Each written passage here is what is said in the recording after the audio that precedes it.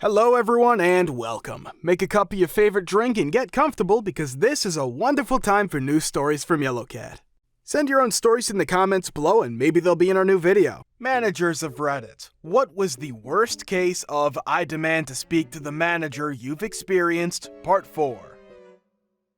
I was young, bar manager at a small town bar joint, 11 p.m. Monday night. We usually closed around 10, but the KM and I were watching Adult Swim.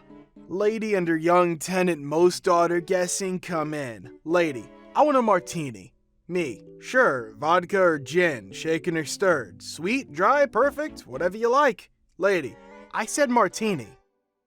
I repeat, she says, a martini. An effing martini. You know what that is, right? I repeat. Lady, just make me an effing martini. Me, ma'am, you obviously are confused on your order. I don't think I can serve you, especially since you were escorting and responsible for a child. You may be intoxicated. She S's her C. Manager, now!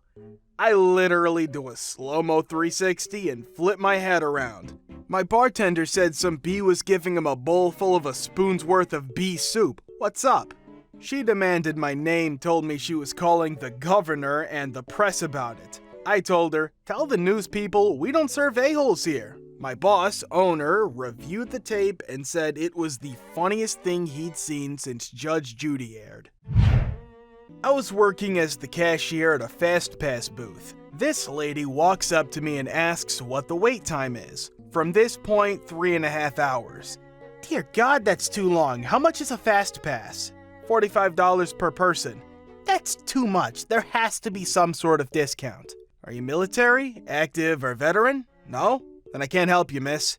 She stepped away for a few minutes to try the line, but then she came back. I'm sorry, but this line is ridiculous and your prices are outrageous. You have to be scamming me. I demand to speak to your manager. My manager happened to be standing literally right next to me, hiding behind a wall while texting. I turn to him and he comes from his hidey hole. Miss, my employee is correct about everything. You'll either have to wait in line like everyone else, pay for the Fast Pass, or exit the building. She gave us the look of death, but admitted defeat and left without further complaint. This is a funny one for me. I run a small guest house. I'm 27, I have a mostly shaved head, and I'm not a smart dresser often. Usually when I open the door, people are always like, are there any staff around, or where's the manager? Well, it's just me. We have a policy that all extra guests must be paid for, as our room prices are per person rather than per room. That allows me to keep prices lower for a single person. We had a guy who stayed for 2 days. He was about 65, and one night he brought a flagrant-looking young man in at 11:30 p.m. I poked my head out of my door, my house is built into the guest house, and informed him he would have to pay for his guest. He was fine with it. They went upstairs, and 30 minutes later, his guest left. It was pretty much 99% obvious that he was a P. So the guy paid and left. He didn't seem all too happy. So first I got an email, really long one, absolutely absurd. It was obvious to me he was gauging what I knew before he left a review. After my first reply, he said he was going to call the manager. Me. So he called me. He thought he was speaking to someone else and wouldn't accept that I was the only manager and staff member he could talk to. Emails continued after I made it clear to him what I thought was going when he stayed. His reply was as simple as, oh, okay. Would I be allowed to stay again sometime? No, I made it clear in the last line of my email previously to this reply. The whole issue here was that he contacted every number and platform we are on, Booking.com, our 2 emails, 3 phone numbers, just to get hold of a manager. He was convinced there was someone else to talk to. They always are in this circumstance. Work for a passenger railroad in Cincinnati. 23 male, wear reflective/high-vis shirt and pants. We have to run ahead of our dinner train and flag each crossing, stopping traffic due to a ridiculous rule set by the railroad we run on. Mind you, we go 7 to 10 miles per hour, fairly easy to keep up with. Saturday, I drive up to a crossing with the lights flashing already and start flagging cars across since the train is at least 1 minute away. Middle-aged man drives up to me, stops before the crossing. I wave harder at him to come through. He speeds up beside me and stops on the crossing. I don't know you're with the railroad, you could just be some yahoo. What? Okay, sir, continue on. The train is right there. Why should I listen to some young kid like you? Because if you don't, you're getting hit by the effing train. Now move! I'll be speaking with your manager, as he drives off. I get peed and throw flag on the ground. An hour later, I'm back as the train goes the other way. My general manager, 23 male, 6 foot tall, is standing with me helping protect the crossing. Man returns, yells at him, "Who's your manager? I'd like to report him for being an a-hole." Boss looks at me, turns to him, and says, "I am. Now get the F off my railroad." Guy gently drives away. Not a manager, but I'm an optician. A woman comes in demanding to speak with the manager immediately. Well, he's with another patient, so I offer to hear her out and get started on whatever problem she's having so she doesn't have to wait with nothing being done. She says no, walks over to the manager, interrupts the patient he's with. This patient was a guy in his 20s and was having issues with his glasses due to a big change in RX. He actually was there earlier and came back just to discuss his options with the manager, and demands that the manager stop helping the guy and help her instead immediately. My manager folded because it's retail and he didn't want to deal with his boss hearing about it. So, the thing she was so upset about? 10 effing months ago, she ordered contacts from us and had 2 valid prescriptions in the computer system. My coworker ordered the wrong one for her. She only just noticed it was the brand she didn't actually want. Obviously, she could see fine with them. My manager refunded her and gave her a year's supply for the brand she did want. She's a terrible person. Obligatory not a manager here, but I did find it hilarious. I work at McDonald's, and one morning I get these 2 old people in a truck come through the drive-thru asking for a sausage and egg bagel. We don't have a sausage and egg bagel, so I ring it up as a bacon and egg bagel, sub sausage, which is the exact same price and same item, just a different name.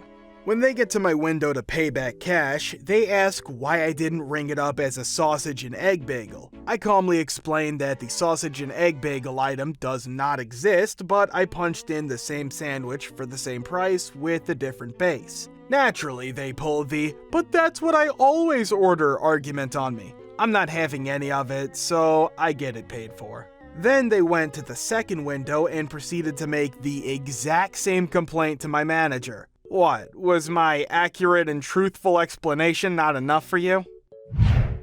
Lady got a body lotion as a gift. This particular lotion was 5+ years old, so I explained that if she returned it and didn't exchange it, she would get back $1. She argued that the price sticker said $11.50. "You're ripping me off, how dare you, blah blah." "Yes, ma'am." So I offer to show her something else so she can get her money's worth. She demands to see the ingredients of every product we have because they're all poison and she doesn't want to be poisoned. She starts asking me how each ingredient was made and sourced. I said I was happy to give her the number for customer service.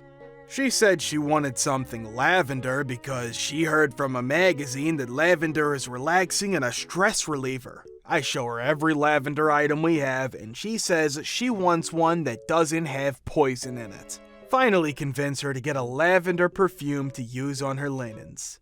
I tell her I need her ID to do the exchange, and she accuses me of trying to steal her identity. She flashes open her wallet and closes it, saying, "That's all you're gonna get." My manager had been watching this entire situation and finally piped up to reinforce that we couldn't do the exchange without the ID, and she called us both ridiculous, unhelpful thieves who were trying to poison her and then steal her identity. Long story short, she read her ID number and left. Next day, she comes storming in demanding to speak to me because I sold her a defective product and she said that the perfume wouldn't spray. I took the cap off and sprayed it. The mist cloud was in the air nowhere near her, and she started coughing and dry heaving and waving her hands to swat it away, screaming at me that how dare I spray it because it was gonna poison her. I explained that she would have to press harder on the plunger in order for it to spray, but it was not effective and I'd be happy to exchange it for another, but they are all the same and would need to be pressed equally as hard. She then comically tried to spray it with the weakest finger strength I've ever seen, then left in a huff about how we wasted her money. Obligatory not a manager, but I witnessed this. I work at an airport for 2 budget airlines. I just do the cleaning on planes, but I was out in the concourse waiting on a plane to unload before I could go and clean it. A man walked up to one of the gate agents and told her that he had an emergency and needed to be on the next plane to Seattle. Well, he had a ticket for a flight to Denver that was boarding in 15 minutes. He had already checked in, paid, sent his bags to the plane going to Denver, and gone through security. The gate agent explained to him that we didn't have any Seattle flights that day and he wouldn't have been able to get his money back for the Denver flight. He looked confused and said that a Delta flight was leaving for Seattle in 10 minutes. He wanted on that plane and he wanted it free of cost. Gate agent told him no, she couldn't possibly do that, and he started to get upset. Talked on the phone to gate agent's supervisor, who told him the same thing. Eventually, a manager walked up and explained that we don't interact with Delta at all. If he wanted a Delta ticket, he'd have to go back to the ticket counter and buy a ticket through Delta. Even then, the Seattle flight was in the final boarding process and he couldn't even walk from where he was standing to the concourse Delta is in on the time. The guy just kept repeating that he had an emergency and we needed to put him on that flight, which we couldn't possibly do. He was a super entitled jackass. Eventually, the guy walked off and didn't get on the Denver flight, but his bag sure did. I run a comic book store. One day, we're running a Pokemon card tournament. Woman comes in with 2 kids, 5 and 8-year-old, and another kid's friend, 8.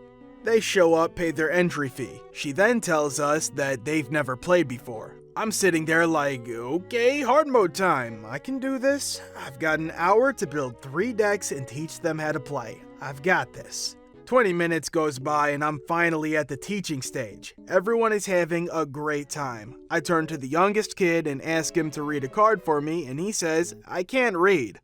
What the F? So I let the kids play and call the mother. I tell her that her kid can't read and can't participate in the tournament. She wants to leave him there. I want her to come pick him up. There was 2 staff members and 24 kids. No way I can keep track of 1 kid not participating. So I hit her with the I'm not a daycare line. What a mistake. This woman goes off, yelling, screaming, demanding the owner, etc. I tell her she's gotta come get him and I hang up. 15 minutes later, she's in the store screaming and yelling. She demands the owner's cell number. F no, I'm not giving you that. She starts calling me names, insinuating that I'm being mean to her because I don't get laid? At this point, I ban her and her kids, drop everyone from the tournament, and tell them to leave or I'll call the cops for trespassing. They leave. End of story, right? Wrong. Next day, my coworker gets a call. Yes, this is Constable XYZ and I need the personal contact information for me and owner as woman's name would like to press charges. My coworker, bless her heart, says that she needs to see a badge before giving out that information and then ends the call. In this woman's infinite wisdom, she gets her husband to impersonate a police officer and try to get my personal cell number to harass me. I called my local police precinct. Unfortunately, the call wasn't recorded, so it's shaky grounds to press charges, so that's where the story ends. If you want to watch the part 3, click the link here. Thank you for watching. Guys, thank you for all the supporting ones. Subscribe to the channel if you're not subscribed yet. See you next time.